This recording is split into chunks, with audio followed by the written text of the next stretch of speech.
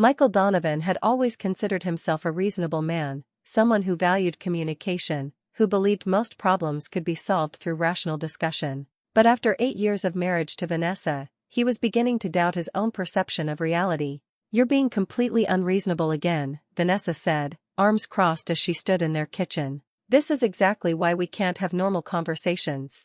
Michael took a deep breath, trying to remember how this argument had started. Something about dinner plans with her parents this weekend, a commitment he apparently should have remembered despite never being told about it. "I had already agreed to cover Jason's shift on Saturday," he explained for the third time. "He's been covering for me when I needed time off for your work events.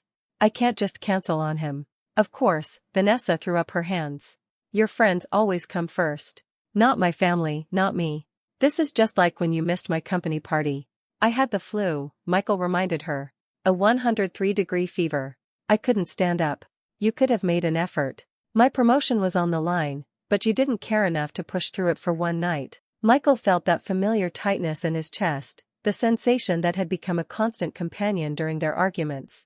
No matter the situation, he somehow always ended up being characterized as selfish, uncaring, or deliberately hurtful.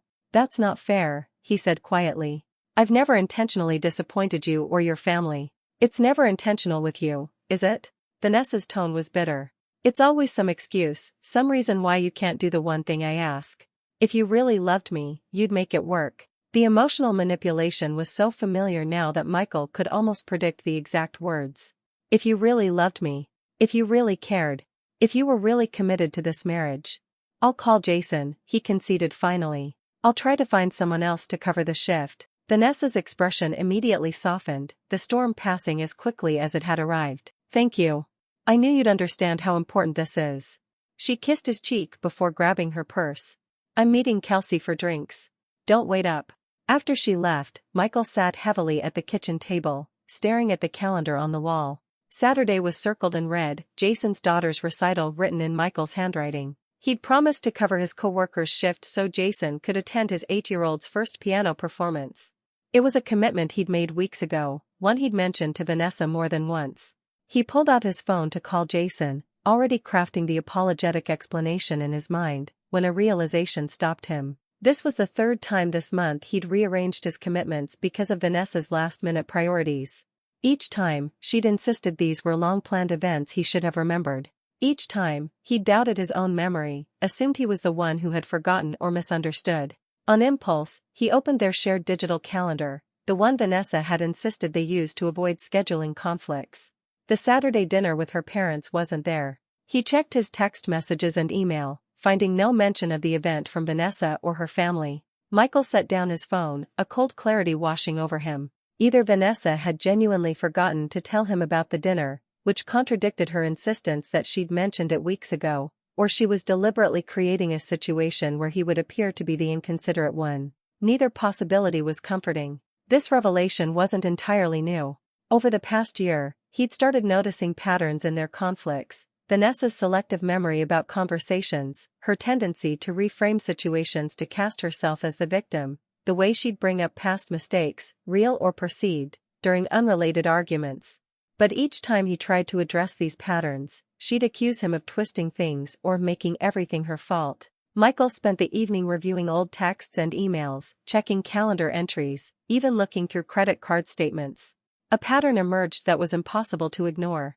Vanessa's long-standing plans often appeared suddenly. Her accusations about his behavior rarely aligned with objective reality. Her recollections of conversations seemed tailored to whatever position benefited her in the moment. When she returned home after midnight, Michael was still at the kitchen table, a strange calm having replaced his earlier distress.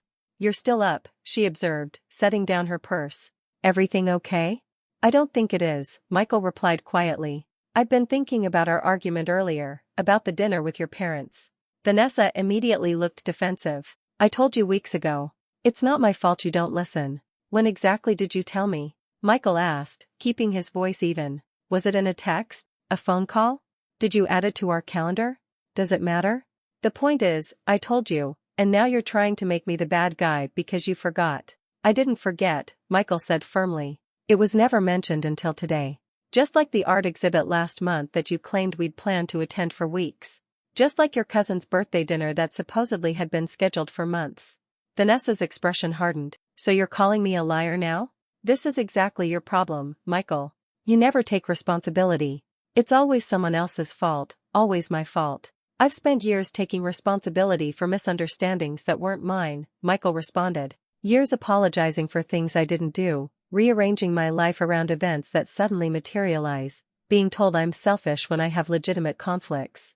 If you're so miserable, why don't you just leave? Vanessa snapped, her go-to line whenever conversations became uncomfortable for her. Usually, this was where Michael would backtrack, apologize, try to smooth things over to avoid escalation. This time, he found himself considering her question seriously. Maybe I should, he said finally. The stunned look on Vanessa's face suggested she hadn't expected this response. For 8 years, her emotional manipulations had reliably produced the same result, Michael's capitulation. His calm consideration of her suggestion threw her off balance. You don't mean that, she said, her tone suddenly gentler. We're just having a disagreement. There's no need to be dramatic. It's not about this one disagreement, Michael explained. It's about a pattern I can no longer ignore. I'm exhausted, Vanessa. Exhausted from constantly being told my perceptions are wrong, my feelings are unreasonable, my needs are selfish. So this is all my fault? The familiar defensive posture returned. This isn't about fault. It's about compatibility. About honesty. About whether we can actually have a healthy relationship when we can't even agree on basic reality. Vanessa stared at him for a long moment before her expression transformed into one of wounded innocence. I can't believe you're doing this to me. After everything I've sacrificed for this marriage. Michael recognized the tactic, the immediate shift to victimhood, the reframing of his legitimate concerns as an attack. For the first time, he didn't allow it to derail him. I think I need some space, he said firmly. I'll stay at Dave's for a few days while we both think things through. Fine, Vanessa replied, tears suddenly appearing in her eyes. Run away instead of working through our problems. That's so typical of you. Michael packed a bag while Vanessa alternated between tearful pleas and angry accusations. The familiar guilt tugged at him, maybe he was overreacting, maybe he should try harder, maybe this was his fault after all. But the evidence he'd compiled over the evening stood as a stark counterpoint to those doubts. I'll call you in a few days, he said as he headed for the door. We can talk when we've both had some time to reflect. Don't bother, Vanessa responded, her voice cold. If you walk out that door, you're choosing to end our marriage. Michael paused, recognizing another manipulation tactic, the ultimatum designed to force compliance through fear. I'm choosing to take space so we can both think clearly. What happens afterward depends on whether we can find a healthier way to communicate. As he drove to his friend Dave's apartment, Michael felt a mixture of guilt, relief, and uncertainty. Had he overreacted? Was he the unreasonable one after all? The doubts Vanessa had carefully cultivated over years of gaslighting didn't disappear in a single evening of clarity. Dave welcomed him without judgment, setting him up in the spare bedroom with a simple, stay as long as you need, man. The following morning, Michael woke to a barrage of text messages from Vanessa, swinging wildly between apologetic, I'm sorry if I made you feel unappreciated, and accusatory, you're abandoning me just like your father abandoned your family. The emotional whiplash was familiar, another tactic that had effectively kept him off balance throughout their relationship. He responded with a simple message, I need some time to think. I'll reach out when I'm ready to talk. Her reply came immediately, I've already called my parents. They're devastated by your behavior. Everyone can see what you're doing.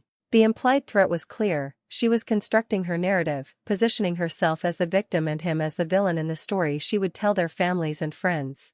It was a pattern he'd seen before, though never so transparently. Over the next few days, Michael maintained his distance despite Vanessa's escalating messages. He contacted a therapist, seeking professional guidance to help sort through his confused emotions and assess whether his perceptions of their relationship dynamics were accurate. Dr. Levine, a calm woman in her 50s, listened carefully to Michael's description of his marriage. What you're describing has elements of emotional manipulation and gaslighting, she observed during their second session. These dynamics can make you doubt your own perceptions and memories, which seems to be happening here. But I'm not perfect either, Michael admitted. I've made mistakes, forgotten things, been inconsiderate at times. That's human, Dr. Levine replied. The difference is whether you acknowledge those mistakes and take responsibility for them, or whether you deny them and blame others. From what you've described, there seems to be an asymmetry in how accountability functions in your relationship. The validation from an objective third party helped Michael see more clearly what he'd been experiencing. Over the following weeks, as he continued staying at Dave's apartment, he maintained minimal contact with Vanessa, responding to practical matters but avoiding being drawn into emotional discussions until he felt more grounded. Vanessa's approach shifted between attempts to pull him back through guilt, "I can't sleep without you here," anger, "You're punishing me for asking for basic consideration," and portraying herself as the reasonable party, "I just want to talk like adults about our issues." A month into their separation, Michael finally felt ready for a face-to-face conversation. They met at a neutral coffee shop, where Vanessa immediately took control of the narrative. "I've been doing a lot of thinking," she began before Michael could speak. "I realize I may have been too demanding at times. But I need you to understand how your behavior affects me." Michael noticed the careful framing, a superficial acknowledgement of her role immediately followed by redirecting focus to his supposed failings. "I've been doing some thinking too," he replied calmly. "And working with a therapist to understand our dynamics better." Vanessa's expression flickered with annoyance. "So you've been telling some stranger all our private business? Making me out to be the villain?" "Actually, I've been focusing on understanding my own responses and boundaries," Michael corrected. "And recognizing patterns that haven't been healthy for either of us." The conversation continued in this vein, Michael attempting to address specific concerns with concrete examples, Vanessa deflecting, reframing, and eventually becoming tearful when her usual tactics failed to regain control of the narrative. "I think we need professional help if there's any hope for our marriage," Michael concluded after nearly 2 hours of circular discussion. "Couples therapy with someone who can help us communicate more effectively." "So everything has to be on your terms now?" Vanessa asked bitterly. "You walk out, then demand I go to therapy like I'm the problem?" "I'm not saying you're the problem. I'm saying we have problematic patterns that I don't think we can resolve on our own." Vanessa gathered her things, her expression hardening. "I need to think about this. Unlike you, I don't make impulsive decisions about our marriage." As she left, Michael felt both drained and strangely empowered. For perhaps the first time in their relationship, he had maintained his boundaries despite her attempts to cross them. Whether this represented the beginning of a healthier chapter or the beginning of the end, he couldn't yet say. The answer became clearer over the following weeks. Vanessa agreed to couples therapy, then cancelled their first appointment at the last minute due to a work emergency. She rescheduled, then arrived late and spent the session accusing Michael of exaggerating their problems to the therapist. By the third session, when the therapist gently attempted to establish ground rules for communication, Vanessa declared the whole process biased against her and refused to return. 2 months after moving to Dave's, Michael found an apartment of his own, a modest one-bedroom that represented both his constrained finances and his uncertainty about the future. When he told Vanessa he was moving his things out of their house, she oscillated between accusations that he was abandoning the marriage and pragmatic questions about how they would divide their possessions. The day he came to collect his belongings, Vanessa was coldly efficient, having already packed most of his clothes and personal items into boxes labeled with meticulous detail. The ease with which she'd prepared for his departure suggested she'd anticipated this outcome despite her protests to the contrary. "I'll leave my key on the counter," Michael said as he loaded the last box into his car. "So that's it? 8 years just over?" Vanessa's voice carried a calculated tremor. "I don't know what happens next," Michael admitted. "But I do know we can't continue the way things were." "You'll regret this," she replied, her vulnerable facade slipping for a moment. "When you realize what you've thrown away, it'll be too late." As Michael drove to his new apartment, he felt a complex mixture of emotions: grief for the relationship he'd once believed in, guilt over what might be perceived as giving up, but also a growing sense of relief. The constant tension that had become his baseline state was gradually being replaced by something unfamiliar: peace. He didn't know yet that Vanessa's words would prove prophetic, though not in the way she'd intended. He couldn't have anticipated how their paths would cross again, or the circumstances that would bring her family, the very people she'd turned against him, to his door seeking help. But as he unpacked his belongings in his quiet apartment, he felt for the first time in years that he could trust his own perceptions, his own memories, his own reality. It was enough, for now, to breathe freely again. 6 months into his new life, Michael had established routines that felt both strange and comforting in their simplicity. His small apartment, initially just a place to sleep, had gradually become a home. Plants on the balcony. Art he actually liked on the walls. A kitchen organized according to his own preferences rather than Vanessa's rigid systems. He and Vanessa had minimal contact now, communicating primarily through their respective attorneys as they navigated the complexities of divorce. She had initially contested everything, dragging out what could have been a straightforward process, but recently had become more amenable to settlement discussions.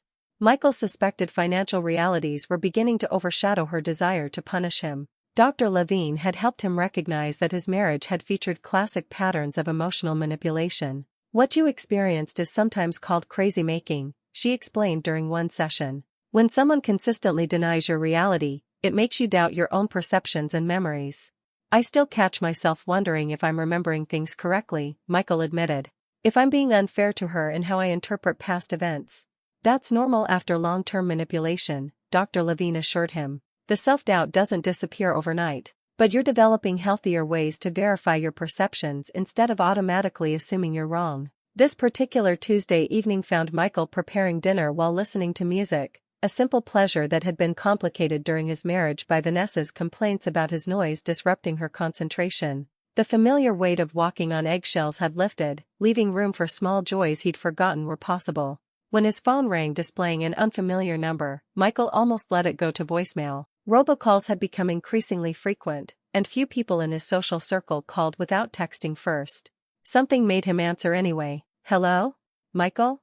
It's Robert Caldwell." The voice of Vanessa's father was instantly recognizable despite its uncharacteristic hesitation. "I hope I'm not disturbing you." Michael turned down his music, surprised by the call. During the separation, Vanessa had told him her parents wanted nothing to do with him, that they were disgusted by his abandonment of their daughter. He had accepted this as inevitable. Vanessa had always been skilled at controlling narratives within her family. "Not at all, Robert. What can I do for you?" There was a pause, then, "I was hoping we could meet in person. There's a situation with Vanessa that, well, it's complicated. Diana and I could really use your insight." The mention of Vanessa's mother added another layer of surprise. Diana Caldwell had always been politely distant with Michael, clearly deferring to her daughter's assessment of any situation. "Of course," Michael replied, curiosity overcoming his initial caution. "When would you like to meet? Would tomorrow evening work? There's a coffee shop near your apartment, Brew Point on Oakley Avenue." The fact that Robert knew his approximate location was interesting. Michael had been careful not to share his new address with Vanessa, given her tendency to create drama. "Brew Point works. House 7. Perfect. Thank you, Michael. We appreciate this more than you know." The call ended, leaving Michael staring at his phone with a mixture of confusion and concern. In 8 years of marriage, Robert had never sought him out for a private conversation. The man had always been pleasant but reserved, seemingly content to let his wife and daughter manage family relationships. Whatever prompted this outreach, it must be significant. Michael's first instinct was concern for Vanessa's well-being, despite everything that had happened. His second was wariness about being drawn back into her emotional orbit just as he was establishing stability in his separate life. The following evening, Michael arrived at Brew Point early, selecting a corner table that offered some privacy while maintaining a clear view of the entrance.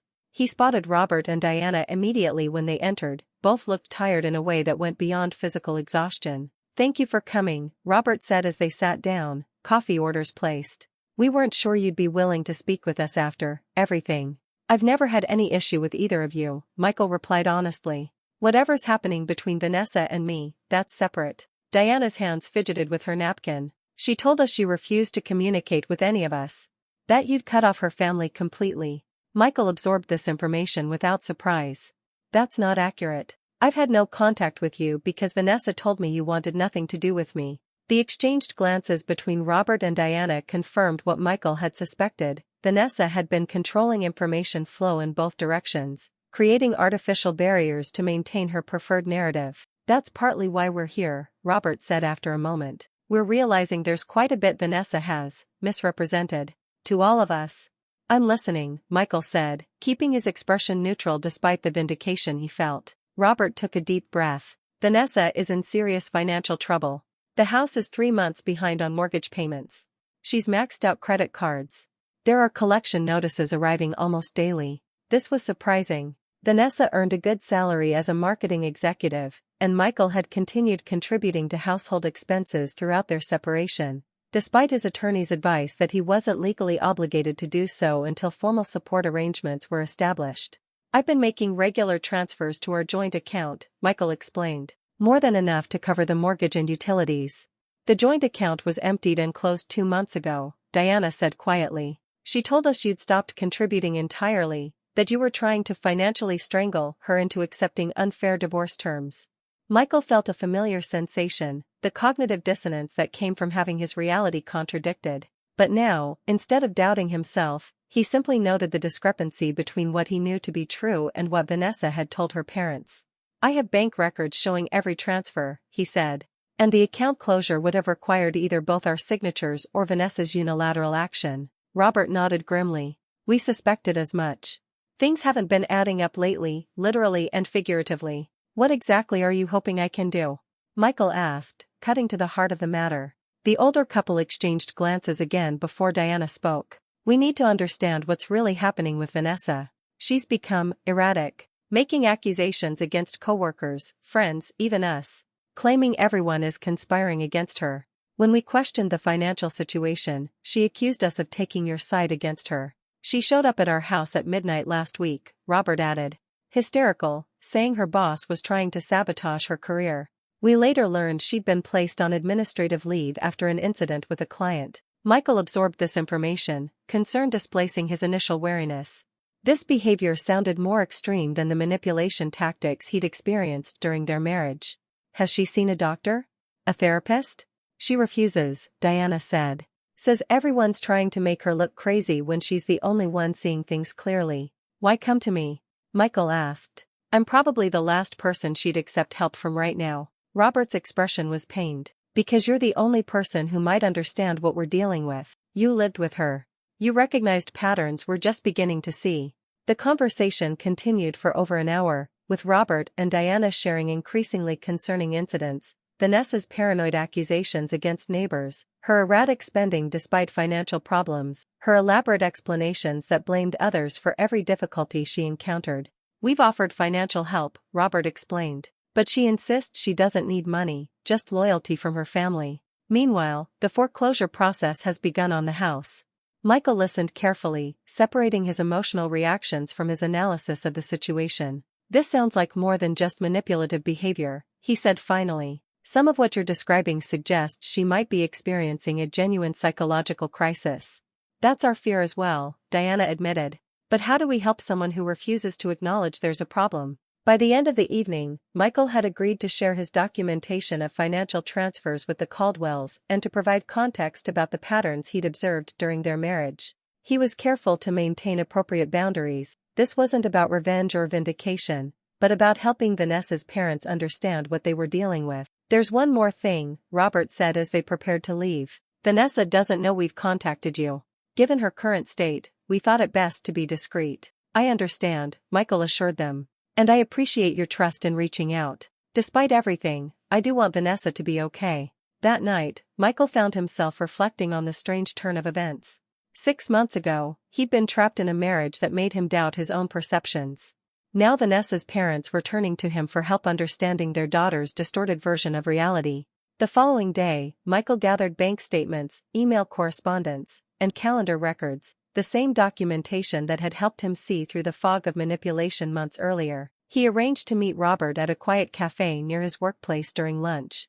These show the regular transfers to your joint account, Michael explained, presenting neatly organized records. And here's the notification I received when the account was closed.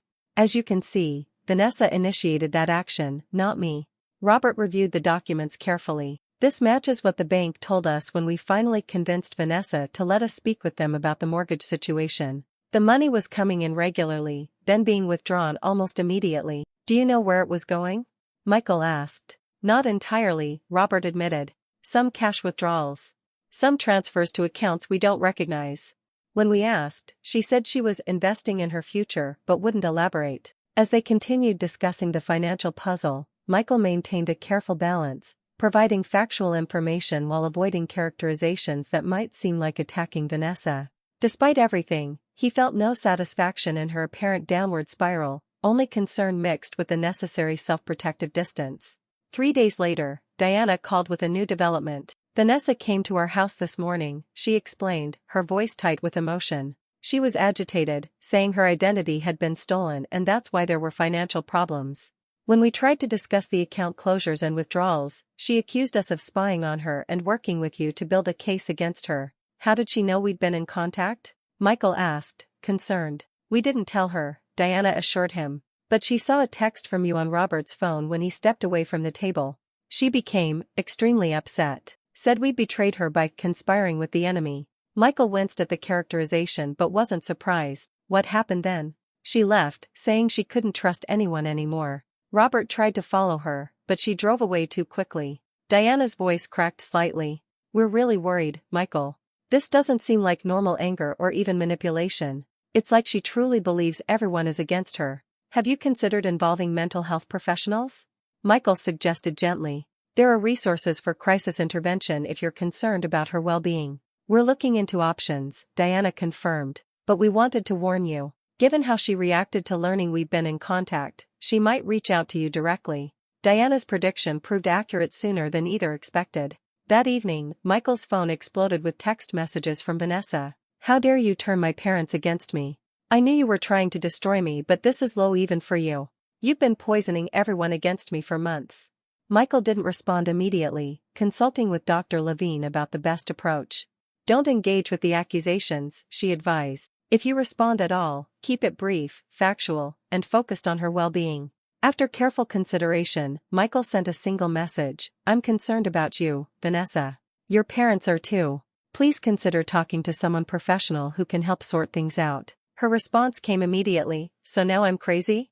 That's your new angle to avoid paying what you owe me. I see right through you, Michael. Always have. He didn't reply further, recognizing that any response would likely fuel her current state rather than help de-escalate it. The following morning, Michael received an email from his attorney. Vanessa had filed an emergency motion accusing him of financial abuse, claiming he had systematically drained their accounts and hidden assets to force her into poverty during the divorce proceedings.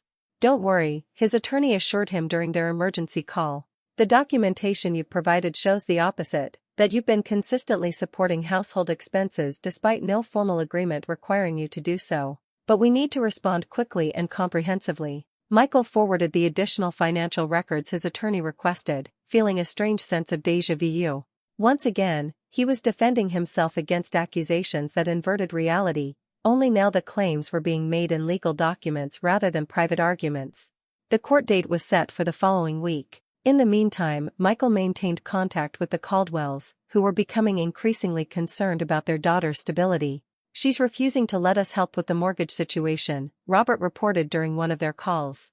Says she doesn't need charity from traders. The bank has scheduled a formal foreclosure hearing. Has she been going to work? Michael asked, remembering the administrative leave Diana had mentioned. Apparently not, Robert replied. When we asked about it, she said she's building a case against her company for harassment and discrimination. But a friend who works there told us confidentially that she's been terminated for erratic behavior and making unfounded accusations against colleagues. The situation continued to deteriorate over the following days. Vanessa began calling Michael repeatedly, leaving voicemails that ranged from tearful pleas to return home to vicious accusations about his character and intentions. When he didn't respond, she began contacting his friends and co-workers, telling elaborate stories about mistreatment she had allegedly suffered. Dave, who had hosted Michael during the initial separation, called to check on him after receiving a disturbing email from Vanessa. She said you'd been physically abusive, Dave reported, concern evident in his voice. That you'd threatened her if she told anyone. You know that's not true, Michael replied, the accusation hitting him hard despite its absurdity. You saw firsthand what I was going through when I stayed with you. Of course I know it's not true, Dave assured him. That's why I called you instead of the police. But man, the email was detailed and convincing. If I didn't know you so well. Similar calls came from other friends and colleagues, each reporting increasingly serious allegations. Michael documented everything, forwarding the information to his attorney while trying to maintain his own equilibrium amid the storm of false accusations. The day before the court hearing, Robert called with news that shifted the entire situation. Vanessa's in the hospital, he said, his voice rough with emotion. She had some kind of breakdown at a grocery store, was screaming at the cashier about a conspiracy, refusing to leave. The police were called, and they took her for psychiatric evaluation. Michael felt a complex mixture of concern, relief, and vindication. How is she doing? Are they keeping her?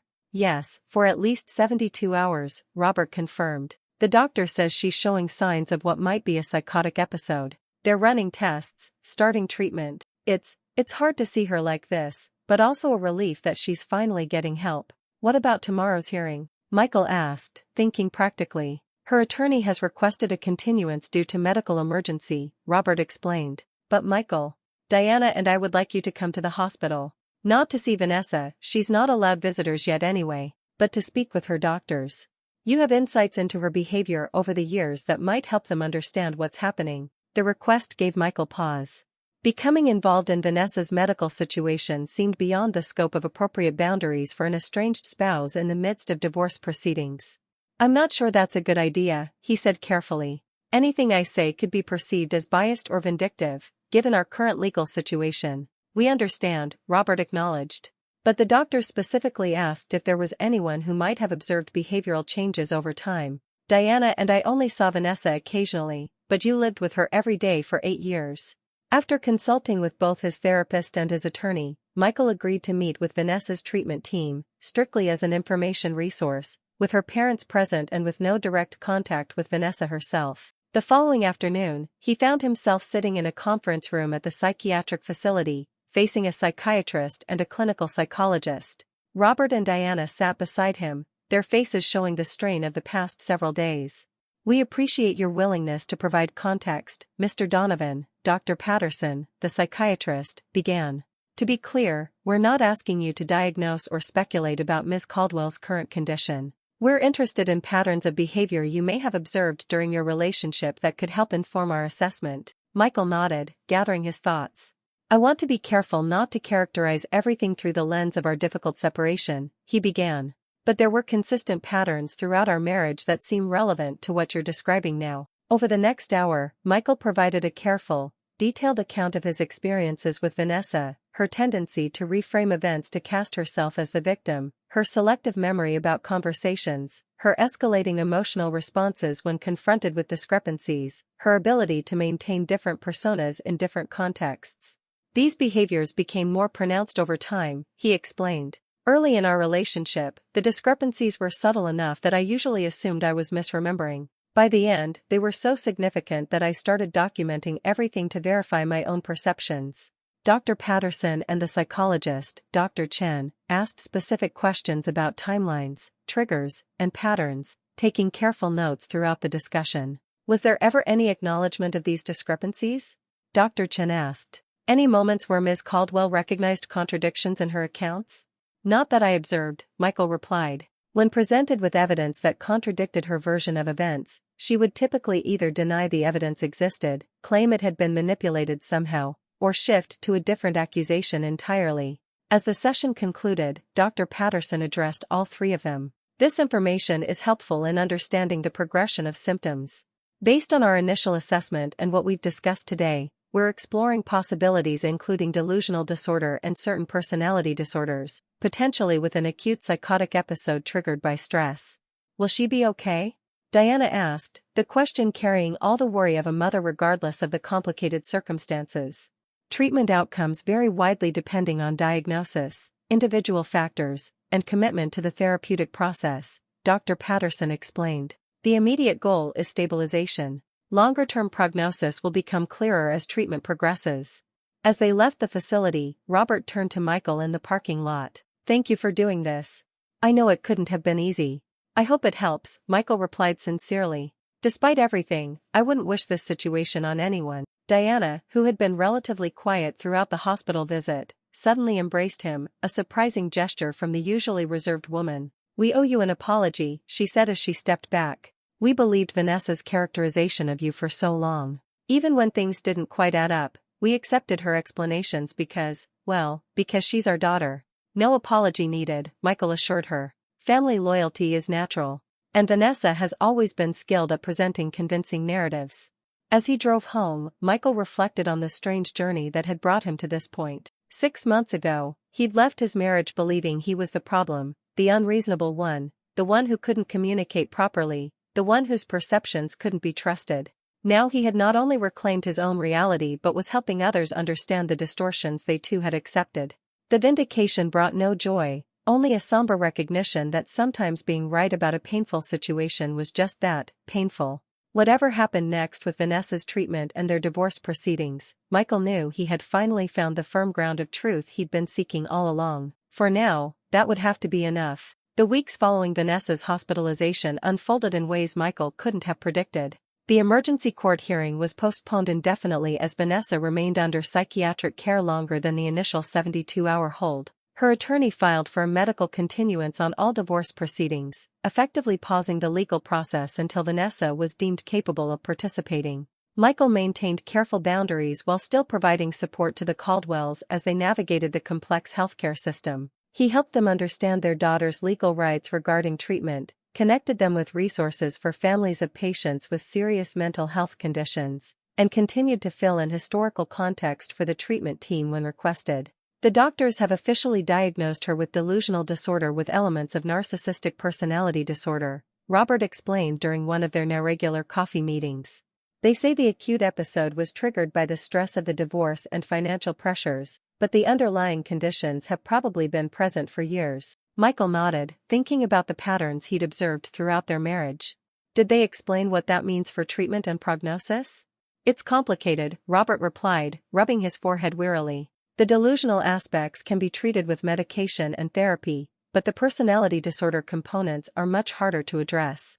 They require the patient to recognize there's a problem, which is exactly what the disorder makes difficult, Michael finished, understanding the catch-22 of the situation. Exactly. She's stabilizing in terms of the acute symptoms, but she still maintains that everyone else is the problem, that we've all conspired against her, including her doctors now. Michael felt genuine sympathy for Robert and Diana, who were trying to balance supporting their daughter with acknowledging the reality of her condition. How are you and Diana holding up? Robert's tired smile conveyed volumes. Some days are better than others. The hardest part is recognizing how many warning signs we missed over the years. The patterns were there, how she'd cut people out of her life when they disagreed with her, how her stories about conflicts never quite added up, how she could be so different depending on who she was with. Don't be too hard on yourselves, Michael advised. Vanessa is exceptionally good at controlling narratives. And family members are often the last to see these patterns clearly. You saw them, Robert observed. Eventually. Only after years of confusion and self-doubt, Michael reminded him. And with the perspective that comes from being the primary target of the behavior. Their conversation shifted to practical matters, the continuing foreclosure process on the house, the mounting medical bills, the uncertain timeline for Vanessa's treatment. Michael listened and offered suggestions where appropriate, careful to maintain the delicate balance between supportive and over-involved. There's something else, Robert said as their meeting was winding down. Vanessa's doctors think it might be helpful for you to participate in a family therapy session. Michael's surprise must have been evident on his face, as Robert quickly continued. Not with Vanessa present, at least not initially. Just with Diana and me, to help establish a shared understanding of patterns and boundaries. Dr. Chen thinks your perspective could be valuable. I'd need to check with my attorney, Michael said carefully. And my own therapist. This is complicated territory. Of course, Robert agreed. We completely understand if you're not comfortable with it. You've already done more than anyone could reasonably expect. Michael promised to consider the request and consult with his support team before making a decision. On the drive home, he found himself reflecting on how profoundly his relationship with the Caldwells had changed.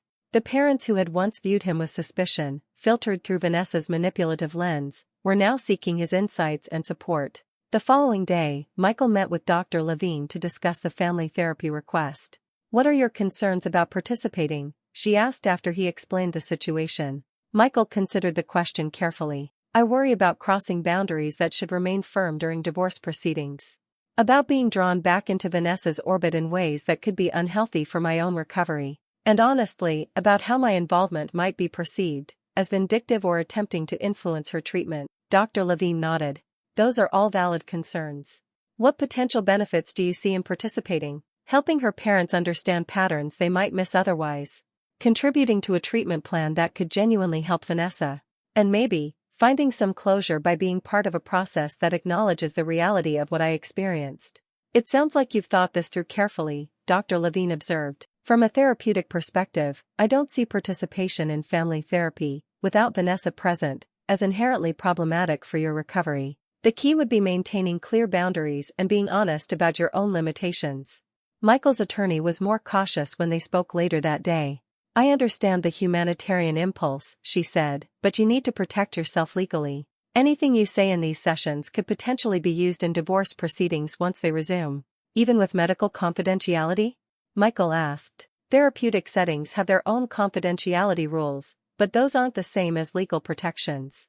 If you do participate, I'd recommend having a clear agreement in writing about the purpose and limitations of your involvement. After careful consideration and consultation, Michael agreed to participate in one initial session with the Caldwells and Dr. Chen, with specific parameters established in advance. His role would be informational only, focused on observed patterns rather than specific incidents. The session would remain confidential and separate from legal proceedings, and Vanessa would not be present. The session itself was both emotionally draining and strangely validating. Dr. Chen facilitated a structured discussion about communication patterns, boundary violations, and reality distortion that had characterized interactions with Vanessa over the years. Diana, initially reluctant to acknowledge certain behaviors, gradually became more open as Robert shared his own observations that aligned with Michael's experiences. I remember when she cut off contact with her cousin Emily, Diana recalled at one point. She told us Emily had betrayed a confidence, shared private information with mutual friends. We believed her completely, even stopped inviting Emily to family events. It was years later when I accidentally discovered they'd actually argued because Emily had confronted Vanessa about lying to her boyfriend. Robert nodded. And there were all those falling outs with coworkers and friends. Always with elaborate explanations about how they'd wronged her. We never questioned it because the stories were so detailed, so convincing. That's a common pattern, Dr. Chen explained. Individuals with these conditions often create complex narratives that cast themselves as victims while isolating potential sources of contrary perspectives. The isolation itself becomes reinforcing. With fewer diverse viewpoints present, the distorted reality becomes dominant. As the session concluded, Dr. Chen thanked Michael for his participation. Your insights have been valuable in establishing historical patterns. This helps us approach treatment with a more complete understanding. Will this information be shared with Vanessa? Michael asked, concerned about potential backlash. Not directly, Dr. Chen assured him. We'll use these insights to inform our therapeutic approach, but specific details from this session will remain confidential. Our goal is to help Ms. Caldwell develop healthier perspectives and coping mechanisms, not to confront her with others' perceptions in ways that might increase defensiveness. In the weeks that followed, Michael continued his gradual process of rebuilding his life while maintaining appropriate support for the Caldwells. He fielded occasional calls from Robert with questions about historical incidents that might help the treatment team. He provided documentation to help Diana navigate the financial mess Vanessa had created. But he also maintained his boundaries, declining requests that felt too entangled with his former life. 3 months after Vanessa's hospitalization, Michael received an unexpected call from Robert. Vanessa's being discharged tomorrow, he announced without preamble. She's stabilized enough for outpatient treatment, though the doctors stress she'll need ongoing therapy and medication management. That's good news, Michael replied, genuinely glad for her progress while feeling a prickle of concern about what this development might mean for their paused divorce proceedings. What's the plan for her living situation? That's partly why I'm calling, Robert said. She can't return to the house, the foreclosure is too far advanced. She's asked to stay with us temporarily, which we've agreed to under certain conditions regarding treatment compliance. That seems reasonable, Michael offered, waiting for the other shoe to drop. The thing is, Robert continued, she still doesn't know we've been in contact with you. The doctors advised against introducing potentially triggering information until she's more stable. But now that she'll be home, it's inevitable she'll discover our communication eventually. And you're concerned about her reaction, Michael surmised. Yes. The treatment team has helped us develop strategies for setting boundaries and managing difficult conversations, but we wanted to give you a heads up. There's a possibility she might try to contact you directly once she learns we've been speaking with you. I appreciate the warning, Michael said. I'll discuss this with my therapist and attorney to prepare for that possibility. 2 days later, the anticipated contact came, though not in the form Michael expected. Rather than a direct call or message from Vanessa, he received an email from her attorney requesting a meeting to discuss terms for expediting an amicable divorce resolution. Michael forwarded the message to his attorney, who responded with cautious optimism. This could be a positive development if she's genuinely interested in reasonable settlement, or it could be a tactical maneuver. Let's arrange a meeting with both legal teams present before any direct communication occurs. The meeting was scheduled for the following week at a neutral location, a conference room in an office building downtown. Michael arrived with his attorney, Jennifer Wallace, unsure what to expect. Vanessa's attorney, Martin Green, was already seated at the table, but Vanessa herself was noticeably absent. Ms. Caldwell won't be joining us today, Green explained after introductions. She's authorized me to discuss settlement terms on her behalf. Jennifer nodded, maintaining a professional demeanor. We're open to productive discussion. Mr. Donovan has always been interested in a fair and efficient resolution. What followed was surprisingly straightforward. Green presented settlement terms that were considerably more reasonable than anything previously discussed: an equitable division of remaining assets, minus the house now lost to foreclosure, no alimony request, and minimal entanglement moving forward. My client wishes to conclude these proceedings as expeditiously as possible, Green explained. She's focused on her health and rebuilding her life. Michael and Jennifer exchanged glances, both cautiously optimistic but wary of unexpected complications. These terms seem generally reasonable, Jennifer acknowledged. We'd need to review the specifics, particularly regarding retirement accounts and outstanding debts, but this appears to be a workable framework. As the meeting concluded, Green handed Michael an envelope. Ms. Caldwell asked me to give you this personally. It's not part of the legal proceedings, just a personal communication. Michael accepted the envelope without comment, waiting until he was alone in his car before opening it. Inside was a handwritten letter on simple stationery. Michael, my parents have finally told me about their contact with you during my hospitalization. While my initial reaction was anger, my treatment team has helped me recognize this as an opportunity for reflection. I won't pretend to fully understand or accept everything that's been said about my behavior. Some of it feels unfair and distorted through others' perspectives. But I am working to recognize that my perception of reality isn't always aligned with others' experiences. I don't expect forgiveness or reconciliation. Too much has happened for that. But I wanted you to know that I'm committed to treatment and to building a healthier future for myself. Please direct any response through my attorney rather than contacting me directly, as maintaining appropriate boundaries is part of my recovery process. Vanessa. Michael read the letter twice, noting both the apparent self-awareness and the careful phrasing that stopped short of directly acknowledging or apologizing for specific behaviors. It was markedly different from Vanessa's previous communications: no accusations, no emotional manipulation, no attempt to rewrite history. Yet it also maintained a certain distance from full accountability. He shared the letter with Dr. Levine during their next session, seeking her professional perspective. What do you make of this? He asked after she'd read it carefully. It shows progress, Dr. Levine observed. There's acknowledgement of different perspectives and a commitment to treatment, which are significant steps from where she was. But there's also careful language that leaves room for continuing to view herself as misunderstood rather than acknowledging specific harmful behaviors. That was my read as well, Michael agreed. It feels like a therapeutic exercise rather than a genuine communication. It may be both, Dr. Levine suggested. Part of treatment for these conditions often includes structured exercises in perspective-taking and accountability. The fact that she's engaging in that process at all is meaningful, even if the results are still limited. Should I respond? Michael asked. What would you want to communicate if you did? Michael considered the question carefully. I'd want to acknowledge her treatment efforts without either dismissing the harm I experienced or creating false expectations about reconciliation. That seems like a balanced approach, Dr. Levine affirmed. Though given her request to communicate through her attorney, I'd recommend respecting that boundary. After further reflection, Michael drafted a brief, measured response and sent it through proper channels. Vanessa, thank you for your letter. I'm glad to hear you're committed to treatment and building a healthier future. That's something we can both agree is important.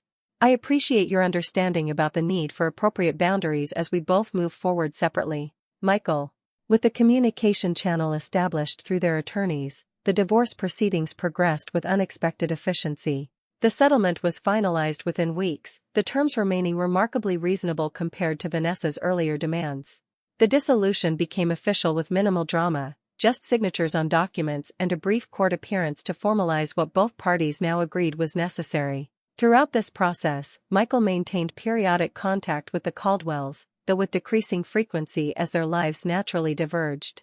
Robert called occasionally with updates on Vanessa's treatment progress, expressing cautious optimism about small improvements while acknowledging the long road ahead.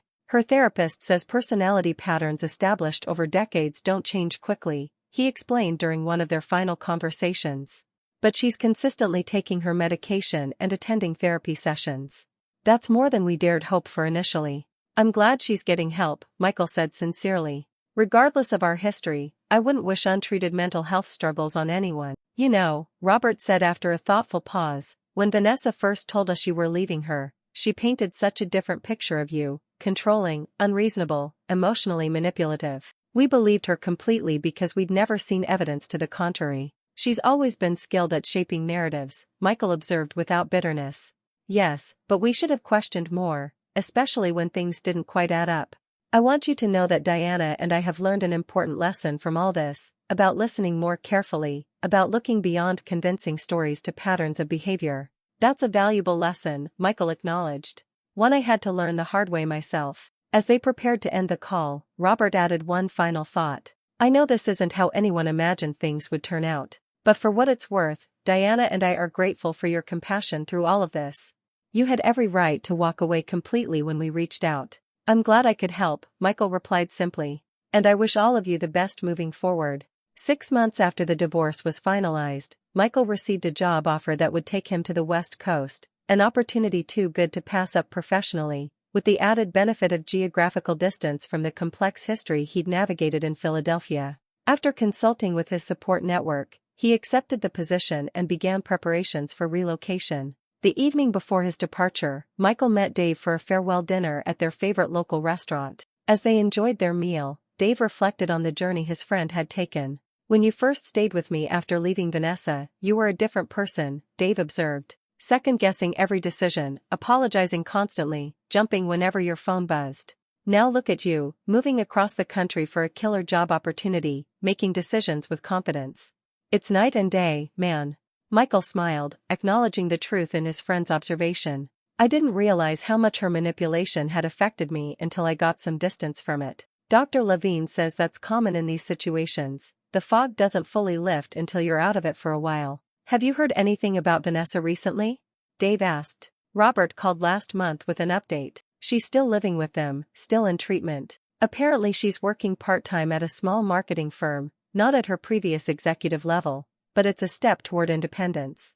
Do you ever regret how things turned out? Dave asked. Not the divorce itself, but getting drawn back in when her parents reached out? Michael considered the question carefully. No, he said finally. It was complicated and often painful, but I think it was the right thing to do. Not just for them or even for Vanessa, but for my own closure. Seeing the situation clearly, having my reality validated after years of distortion, that was healing in its own way. Plus you got to be the bigger person, Dave pointed out with a grin. That's gotta feel good. It wasn't about that, Michael insisted, though he smiled at his friend's assessment. It was about recognizing that I could help without compromising my own boundaries. About finding compassion without accepting mistreatment. As they finished their meal and prepared to say goodbye, Dave offered one last observation. You know what I think the real win is here? Not just getting out of a bad situation, but learning from it. You're not bitter or closed off. You're more aware, more discerning about relationships, but still open to possibilities. I hope so, Michael agreed. Dr. Levine and I have talked a lot about carrying lessons forward without carrying wounds. About being wiser without being walled off. The following morning, as Michael loaded the last of his belongings into his car for the cross-country drive, he noticed an envelope that had been slipped under his apartment door. Inside was a simple card with a handwritten note. Michael, Robert mentioned you're moving west for a new position. I wanted to wish you well on this next chapter of your life. My treatment continues to challenge me to recognize how my perspectives and behaviors have affected others.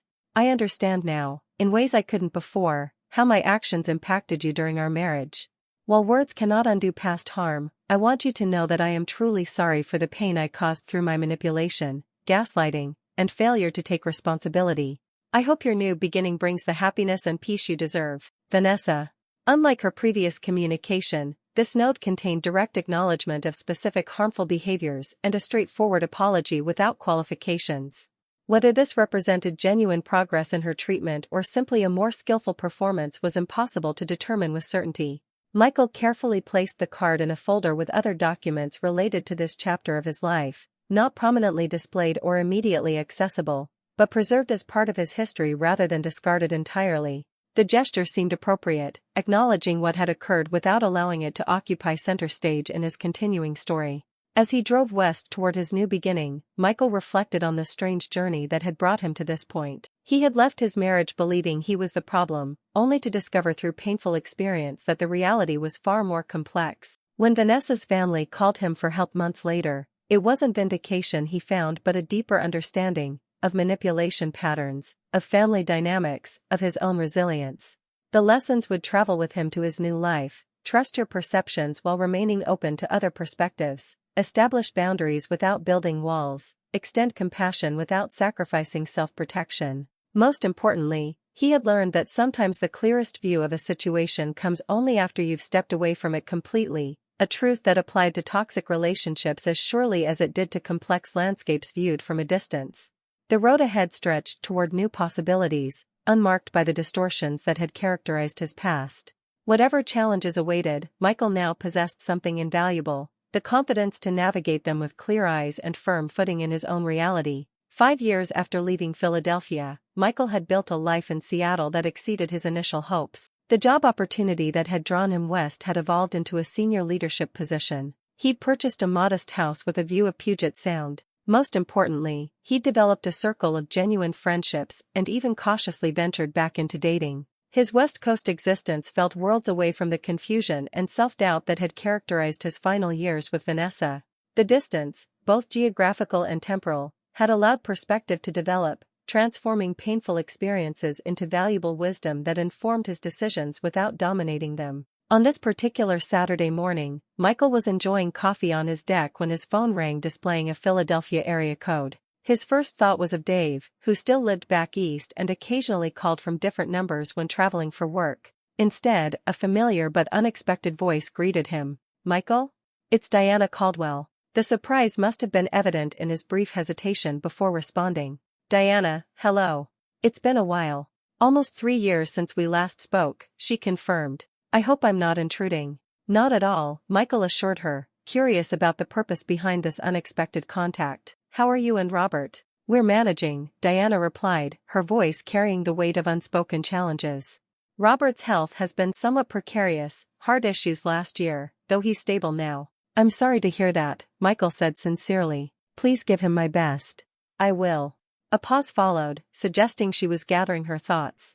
"Michael, I'm calling because we're preparing to sell our house. We're downsizing to a condo closer to Robert's doctors."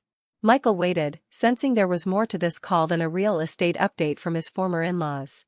"In the process of sorting through things, we found some items that belong to you," Diana continued. "Photos, documents, a few personal mementos that Vanessa had apparently kept separate from what was divided during the divorce." "I see," Michael responded, genuinely surprised. Most physical possessions had been distributed years ago during the divorce settlement. "That's thoughtful of you, but I'm not sure it's worth the trouble of shipping across the country. Perhaps you could donate anything that seems appropriate?" "There are some things you might want," Diana persisted. "Family photos, including some with your parents. A few documents that might have sentimental or practical value." Michael considered this. "I could provide a shipping address if that's easier than deciding what might be important to me." "Actually," Diana said, her voice taking on an oddly hesitant quality, "Vanessa has offered to bring them to you personally." The statement hung in the air, its implications slowly registering. "Vanessa wants to come to Seattle?" Michael clarified, making sure he'd understood correctly. "She's been stable for nearly 4 years now," Diana explained, "consistently taking medication, regular therapy, substantial progress according to her doctors. She's been working steadily, living independently in her own apartment for the past 2 years." Michael processed this information without immediate response. The news of Vanessa's apparent recovery was positive, but the suggestion of direct contact after years of complete separation felt jarring. "I appreciate the update on her well-being," he said carefully, "but I'm not sure face-to-face contact is necessary or wise, given our history." "I understand completely," Diana assured him. "It was her suggestion, not ours. We told her we'd ask but that the decision was entirely yours. She said to tell you she'd simply deliver the items to a location of your choice, with no expectation of further interaction if that's your preference." Michael's therapist in Seattle, Dr. Park, had helped him establish healthy boundaries while avoiding rigid thinking born of past trauma. He could hear her measured voice asking, "What feels right to you in this situation?" Not what you think you should do, but what feels authentic to your needs. Let me consider this, he told Diana. It's unexpected, and I'd like to think it through rather than react impulsively. Of course, Diana replied, sounding relieved at his measured response. Take whatever time you need. There's no pressure from any of us. They concluded the call with brief updates about their respective lives: Diana's newfound interest in watercolor painting, Michael's recent promotion, the continuing friendship he maintained with Dave despite the distance. Nothing about the conversation felt forced or awkward, just two people connected by a complex history who had found a way to interact with genuine goodwill. After ending the call, Michael remained on his deck, watching ferry boats traverse the Sound while processing this unexpected disruption to his carefully reconstructed life. His immediate internal reaction had been wariness, a protective impulse honed by years of manipulation. Yet he also recognized that responding solely from that defensive position might close the door on a potentially valuable resolution. Later that day, he called Dr. Park and arranged an appointment to discuss the situation before making a decision. My first inclination is to decline, he explained during their session 2 days later. To suggest they ship anything important and donate the rest. The thought of seeing Vanessa again, even briefly, feels unnecessary and potentially complicated. Dr. Park nodded thoughtfully. That's a perfectly valid response given your history. What makes you hesitate about following that inclination? Michael considered the question. Part of me wonders if refusing any contact is allowing the past to maintain a kind of power over my present choices. If I'm truly in a different place now, shouldn't I be able to handle a brief, controlled interaction? There's a difference between letting past trauma dictate your choices and making healthy decisions informed by past experiences, Dr. Park observed. The question isn't whether you could handle the interaction, but whether it serves any positive purpose for your well-being. I suppose I'm also curious, Michael admitted. About whether the changes her parents described are genuine, about whether I'd see the same manipulative patterns immediately or if there's been real transformation. Curiosity is natural, Dr. Park acknowledged. Though I'd encourage you to consider whether satisfying that curiosity justifies potential emotional disruption. Their discussion continued, exploring various options and potential boundaries. By the end of the session, Michael had reached a tentative decision that felt both self-protective and measured. He called Diana the following evening. I've thought about your call, he began after brief pleasantries. I'm willing to accept the items Vanessa wants to return, but I'd prefer a more structured approach than a direct meeting. Whatever you're comfortable with, Diana assured him. If she's coming to Seattle anyway, she can leave the items with the front desk at my office building, Michael suggested. I can provide the address. That way there's no need for direct contact while still accomplishing the practical goal. Diana was quiet for a moment before responding. I'll convey that to Vanessa. And Michael, thank you for even considering this. I know it can't be easy given everything that happened. After they ended the call, Michael felt a sense of calm resolution. The boundary he'd established was clear but not punitive, practical rather than emotional. He'd protected his space while still allowing for the return of potentially meaningful possessions. 3 weeks later, an email arrived from an unfamiliar address. Michael, my mother provided your office address for delivering the items we found during their move. I booked a flight to Seattle for next Thursday, June 12th, and will drop off the package at your building's front desk that afternoon. I understand and respect your preference to avoid direct contact. The package will include all personal items belonging to you, along with a sealed envelope containing a letter I've written. Reading it is completely at your discretion. Thank you for allowing this small closure to a difficult chapter. Vanessa. The message was straightforward and respectful of the boundaries he'd established. No emotional manipulation, no attempts to elicit guilt or sympathy, no subtle pressure for more than he'd agreed to. Whether this represented genuine growth or simply more sophisticated tactics was impossible to determine from a single email. Michael didn't reply, as no response seemed necessary. He simply noted the date in his calendar and continued with his life, refusing to allow the approaching event to occupy disproportionate mental space. When Thursday arrived, Michael deliberately scheduled a lunch meeting outside his building around the time Vanessa was likely to arrive. While he wasn't actively hiding, he saw no value in potentially awkward accidental contact in the lobby. Better to maintain the clean boundaries he'd established. Upon returning to his office later that afternoon, the receptionist informed him that a package had been left for him. A woman dropped it off around 1 o'clock, she explained. Said you were expecting it. The box was medium-sized, neatly packed and sealed with packing tape.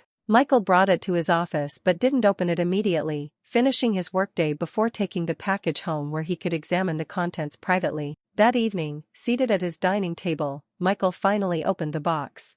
Inside were carefully wrapped items from his past, family photo albums he'd thought lost in the divorce, his grandfather's watch that had disappeared during the chaos of separation, framed diplomas and certificates, a small collection of handwritten cards from his parents on various birthdays and achievements. As Diana had indicated, these were items of personal significance that had somehow remained in Vanessa's possession. Their return seemed genuinely thoughtful rather than calculated, particularly since most were objects Michael would never have known were missing if they hadn't been returned. At the bottom of the box was a sealed envelope with his name written in Vanessa's distinctive handwriting. Michael set it aside momentarily, continuing to examine the other items with a mixture of nostalgia and mild surprise at their preservation. The grandfather's watch was particularly meaningful, a simple timepiece with little monetary value but significant sentimental worth. He'd assumed it was permanently lost during their separation, another small casualty of their broken marriage. Finding it now, carefully preserved and returned, prompted conflicting emotions. Finally, Michael turned his attention to the sealed envelope. His instinct for self-protection suggested leaving it unopened, avoiding whatever emotional manipulation might be contained within. Yet the measured tone of Vanessa's email and the thoughtful return of meaningful possessions suggested the possibility of something different. After brief consideration, he opened the envelope and unfolded several handwritten pages. Michael, this letter has been written, torn up, and rewritten many times over the past few weeks. Finding the right words feels impossible, but I'll try to be as direct and honest as I can be. First, thank you for allowing me to return these items.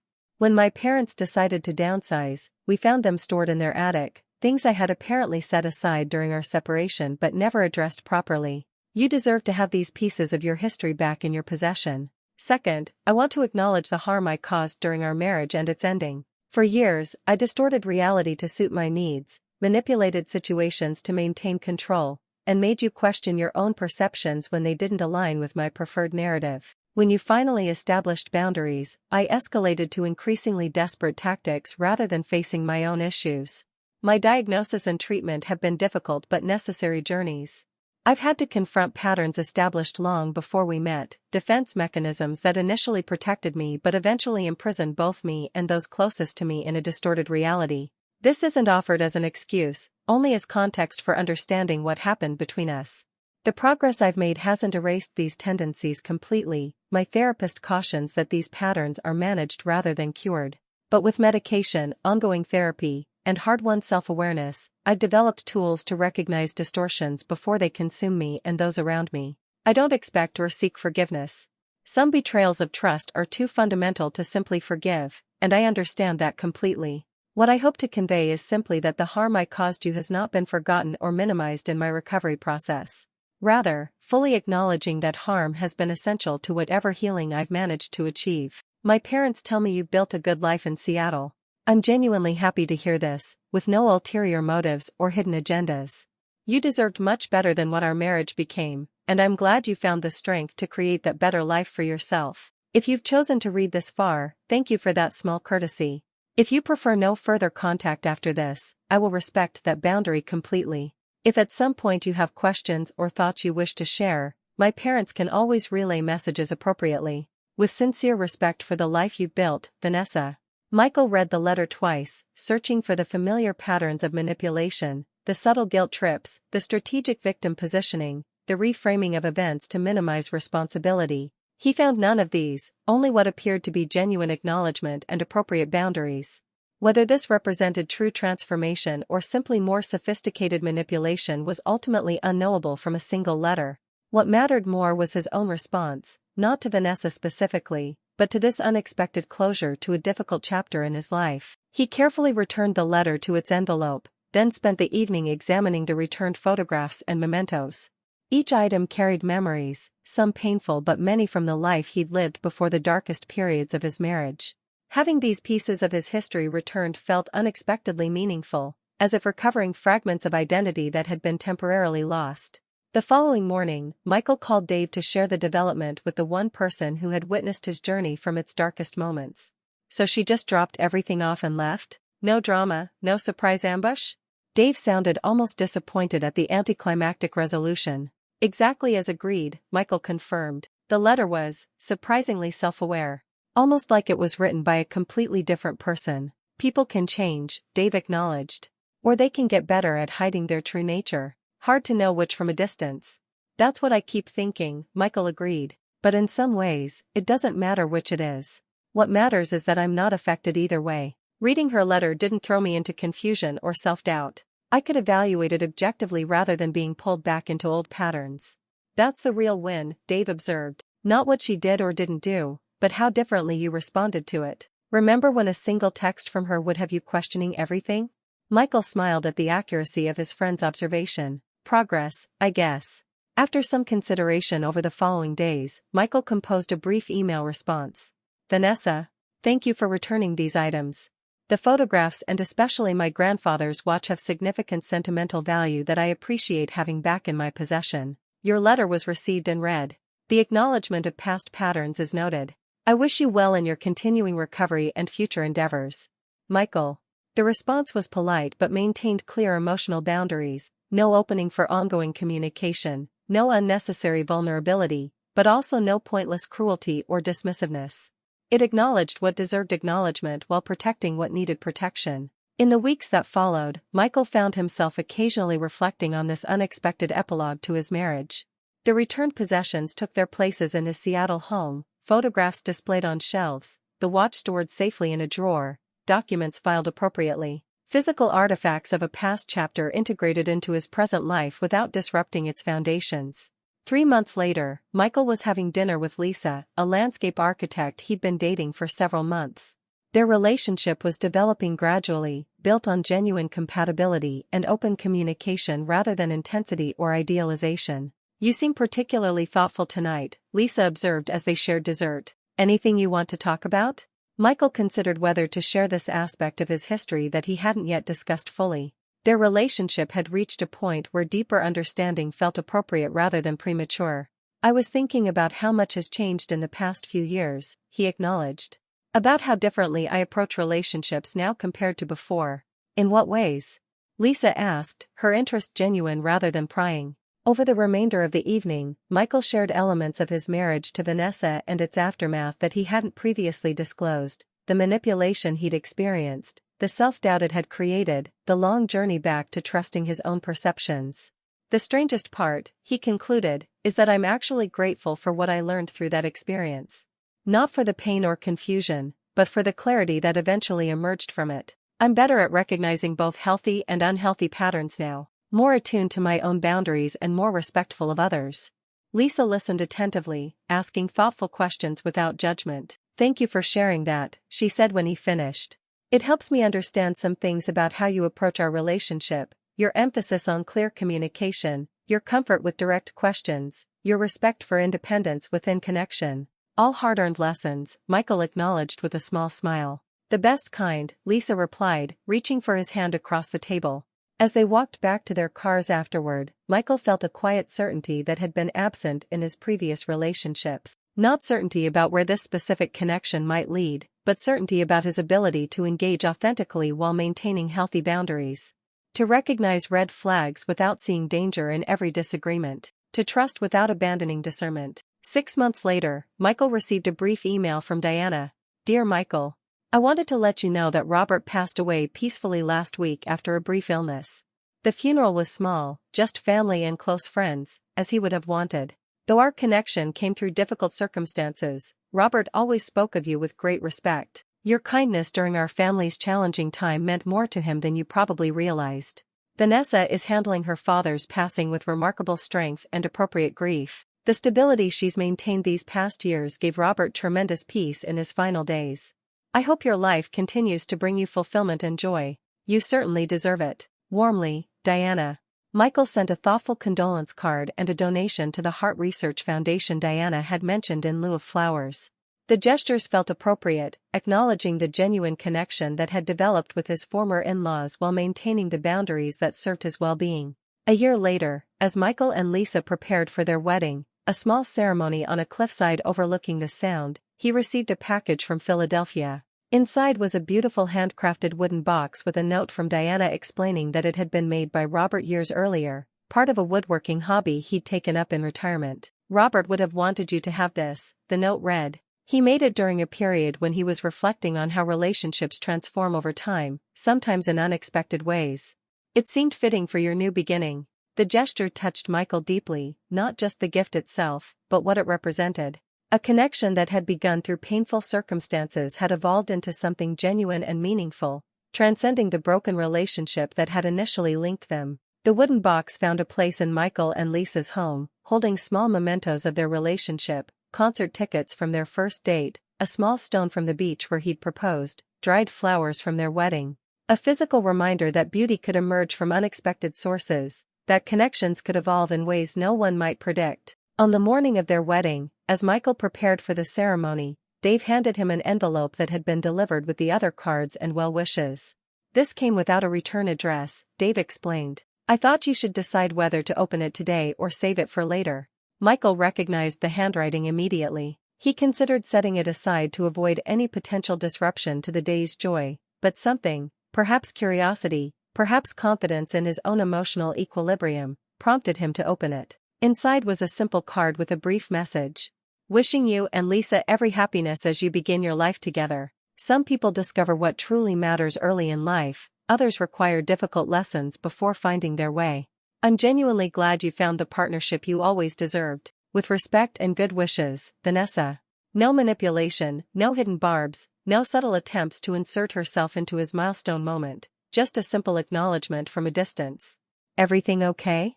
Dave asked, noticing Michael's thoughtful expression. "Yes," Michael replied, tucking the card back into its envelope. "Just an unexpected reminder of how far I've come." Later that day, as he exchanged vows with Lisa before their closest friends and family, Michael felt a profound sense of gratitude for the journey that had led him to this moment. The painful chapters had provided essential lessons.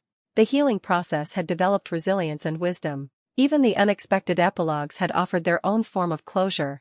She had once told him he was the problem, creating a reality distortion field that had nearly broken his connection with his own truth. Her family had later called him for help, inadvertently providing the external validation that helped restore his confidence in his perceptions.